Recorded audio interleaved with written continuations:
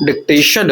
Yes, आदरणीय अध्यक्ष महोदय, जब एकाधिकार खरीदी या राष्ट्रीयकरण की बात सामने आती है तो हमारे विरोधी भाइयों को यह शंका पैदा होने लगती है कि मंत्री जी पूंजीवादियों के प्रभाव में आने लग गए हैं और वे कहते हैं कि राष्ट्रीयकरण इसीलिए किया जा रहा है कि आप पूंजीपतियों की सेवा करना चाहते हैं और उनसे मिले हुए हैं, जबकि असलियत तो यह है कि 50 बसों का राष्ट्रीयकरण किया जाता है तो निश्चित रूप से वह 50 आदमी जो बसों के मालिक हैं हमारे खिलाफ खड़े हो जाते हैं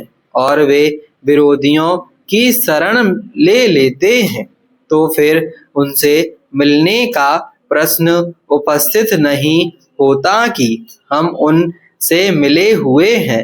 हम मिले हुए हैं कि विरोधी उनसे मिले हुए हैं। वे चाहते हैं कि राष्ट्रीयकरण ना हो। यही बात वन संपदा के ठेकेदारों पर लागू होती है। वनों के कतिपय ठेकेदार हमारी वन संपदा का अनुचित दोहन न कर सकें, उन्हें होने वाला लाभ सभी लोगों का लाभ बने। इसी उद्देश्य को लेकर हमने वनों का राष्ट्रीयकरण किया है।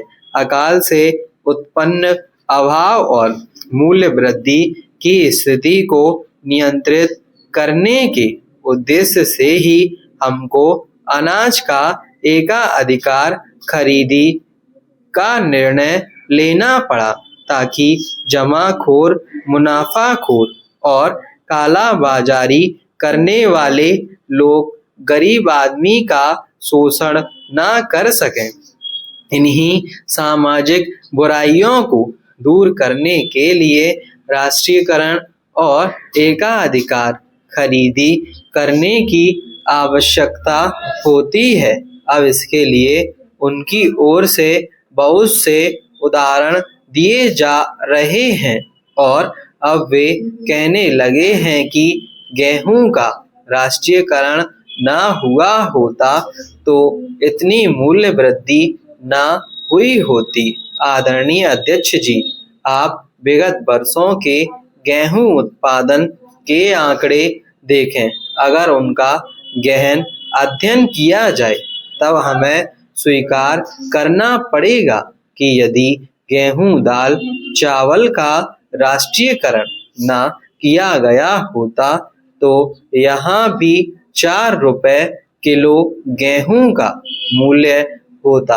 आप मूल्य वृद्धि की बड़े जोर शोर से चर्चा कर रहे हैं कि मूल्य वृद्धि अत्यधिक हो रही है, महंगाई बढ़ रही है। मैं भी इसको स्वीकार करता हूँ कि आज मूल्य वृद्धि इतनी ज्यादा हो रही है जिसे जनता सहन नहीं कर पा रही है, लेकिन मूल्यों में जो बढ़ोतरी हो रही है उस संबंध में उनका मानना ऐसा है कि यह केवल मध्य प्रदेश में ही हो रही है। ऐसा नहीं है। आप वेट टैक्स और वाणिज्य कर घटाकर महंगाई कम कर सकते हैं। सच पूछा जाए तो यह मूल्य वृद्धि पूरे भारतवर्ष में हो रही है, इससे इनकार नहीं किया जा सकता है।